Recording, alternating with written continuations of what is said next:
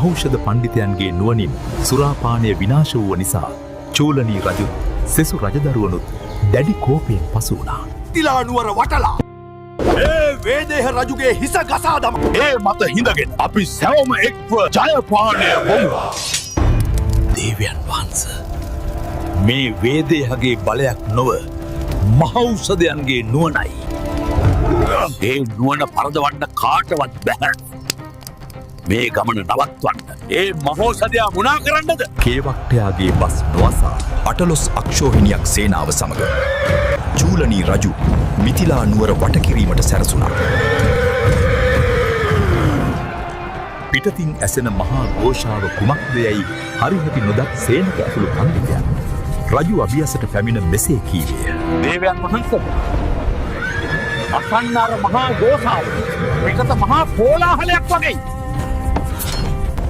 ඒ කුමක්ද කියා අපි දන්නේ නැහැ දේවයන් වහන්සේ. මේ කලබලේ හොයලා බැලුවොත් හොඳයි නේද? දේවයන් වහන්සේ පණ්ඩිතයන්ගේ බස් අසා සැකයෙන් කවුළුව විවෘත කළ වේදේහ රජු ගල් ගැසුණිය. මුළු නුවරම සතුරන්ගෙන් වැසී ගොසිනි. මරණ බිය රජුගේ හදවත පසාරු කළේය. බ්‍රහ්මදත්තයන් දැන් අප හැම මරලා දමාවි. දේවයන් වහන්සේ අප දැන් කුමක්ද කරන්නේ?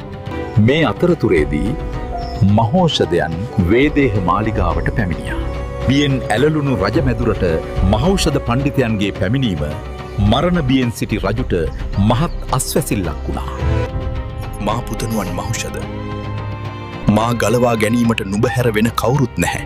චූලනී රජුගේ අතිවිශාල සේනාද පමණක් නොව ඔගේ බුද්ධි බලය ගැනද වේදේහ රජු මහෞෂධයන්ට පහදා දුන්නේ දැඩි බියකිනි. අග්‍රගණ්‍ය පුරෝහිතයන් දස දෙනෙකුගේත් තලතා දේවියගේත් නුවණින් සන්නද්ධ වූ චූලනී රජු ඉදිරියේ තමන් අන්ත අසරණ වී ඇති බව රජතුමා මහෞෂධයන්ට පැවැසුවේ වෙවුලන හඬිනි. දේවයන් වහන්සේ බිය නොවන්න. නුඹ වහන්සේ සුවසේ රාජ්‍ය පාලනය කරන්න. සතුරු උවදුර මම දුරු කරන්නම්. මෙසේ පවසා මහෞෂධ පණ්ඩිතයන් වේදේහ මාලිගයෙන් පිටතට පැමිණි සිය අභිමතය එලෙසින්ම ක්‍රියාවට නැන්වීමටයි.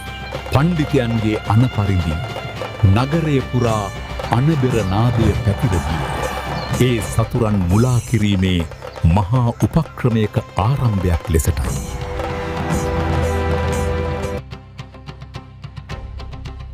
ශෝහිනී සේනාවක් වටලා සිටියදී මොවුන්ට කිසිදු බියක් නැත.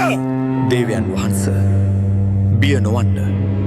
නුඹ වහන්සේ සුවසේ රාජ්‍ය පාලනය කරන්න. සතුරු උවදුර මම දුරු කරන්නම්. මෙසේ පවසා මහෞෂධ පණ්ඩිතයන් වේදේහ මාලිගයෙන් පිටතට පැමිණි සිය අභිමතය එලෙසින්ම ක්‍රියාවට නැන්වීමටයි. පණ්ඩිතයන්ගේ අනපරිදි නගරය පුරා අනබෙර නාදය පැතිරගිය. ඒ සතුරන් මුලා කිරීමේ මහා උපක්‍රමයක ආරම්භයක් ලෙසටයි. නුවරින් නැගෙන ප්‍රීති ഘോഷා චූලනී රජුගේ කෝපය තවත් වැඩි කළේ. සිය සේනාව අවට සිටියදී ලියුණු නුවර වැසියන්ගේ මේ අසාමාන්‍ය හැසිරීම ඔහුට මහත් ප්‍රහේලිකාවක් වුණා. අටලොස් අක්ෂෝහිනී සේනාවක් වටලා සිටියදී මොවුන්ට කිසිදු බියක් නැත. ජය පැන් බොමින් බෙර ගසමින් මොවුන් නටන්නේ කෙසේද? දේවයන් වහන්සේ මා කුඩා රහස් දොරකින් නුවරට ගියේ. මේ උත්සව සමරන ජනතාව ගැන මා ඇසූ විට ඔවුන් කීවේ රජුට කුඩා කළ සිටම දොළදුකක් ඇති බවයි. එනම් සතුරු රජවරුන් විශාල සේනාවක් සමග පැමිණියහොත් සද්දිනක් මුළුල්ලේ සැනකෙළි පැවැත්විය යතු බවයි. වහාම මේ නුවරේ සැම පවුරක්ම සැම දොරටුවක්ම සැම බලකොටුවක්ම බිඳ දමා සුණු වසුණු කරනු. රජ අනින් වියරු වැටුණු සේනාව මියුළු නුවර බිඳ දමනු රිසියෙන් මහා බලයකින් පවුරු වෙත කඩා වැදුනා. ඔවුන් සිතුවේ කිසිදු බාධාවකින් තොරව නුවර පහසුවෙන් අල්ලාගත හැකි බවයි.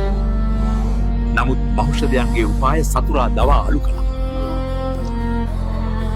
කවුරු මතින් ඇදහැළුණු රත්වැලි සහ මඩ ප්‍රහාරය හමුවේ සතුරු සේනාවට මියුළු පවුර අසලටවත් ළඟා විය නොහැකි වුණා. යෝධයන්ගේ උසුළු විසුළු හා රත්වැලි ප්‍රහාරයෙන් වැටකෑ සතුරු සේනාව දැඩි පිළිස්සුම් හා ව්‍යාකූලත්වයෙන් පස්බෑමට ලක් වුණා. දේවයන් වහන්සේ අපට මේ නගරය අල්ලන්න සිතන්නවත් බැහැ. අහසින් එන කෙනෙකුවත් ඇතුළු වීමට ඉඩ දෙන්නේ නැහැ.